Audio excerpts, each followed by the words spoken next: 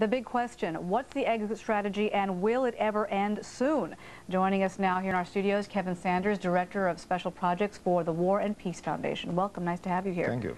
It seems as though at this time matters are more complicated than ever before. NATO went in with certain objectives, that it was going to stop the exodus of the Kosovar refugees. It hasn't done that. It promised to really send Milosevic a strong message and get this bombing campaign underway in a way that would really undermine his forces. That hasn't happened. No. So would you grade this as a failure then for NATO? No, I think it was a blunder of monstrous proportions by using NATO, which is not the weapon to bring peace.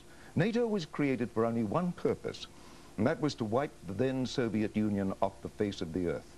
That's an incredibly blunt and brutal instrument, and absolutely useless and counterproductive if it's used to try to stop people going from house to house, cutting people's throats and burning down homes. That requires an entirely different set of interventions. The United Nations and the other allied organizations are at least better equipped to approach this.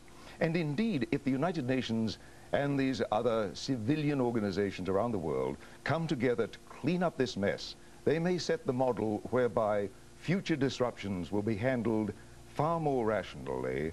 We are taking a look at what's happening right now and looking at the NATO operation with a great deal of skepticism. Rightly so. NATO's credibility is definitely on the line right now, and as you point out, has been engaged in what you describe as a big blunder.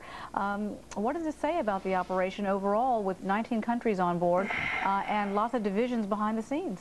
It means that really NATO has had no real role for the last 10 years. NATO should have closed down. It's a great it's a dinosaur from the age of the Cold War, roaming around with nothing to do but make trouble. You can always find a lot of trouble. And as a result, it intervened, it sort of brushed aside the United Nations, it brushed aside the Organization for Cooperation and Security in Europe.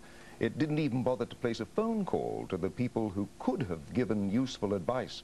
And indeed, it is encouraging to see that the former Prime Minister of Sweden is now involved in the negotiations on behalf of the UN. He was the one who warned immediately after the NATO bombing began that this was a disastrous mistake, it would cause a flood of refugees, that it would completely disrupt the Serb forces, leaving them as roaming bands of marauders, which is exactly what's happened. He predicted exactly the disaster. Nobody bothered to ask him. So you're optimistic? I'm optimistic. That a diplomatic solution will be worked out very soon? Yes, very soon, even if only because humans, unlike insects, learn from experience, and this has been a very painful experience and a very valuable learning operation. Well, if you're correct, we hope you are. It would be good news for everyone. Thank you. Thank you very much for joining us. We appreciate it.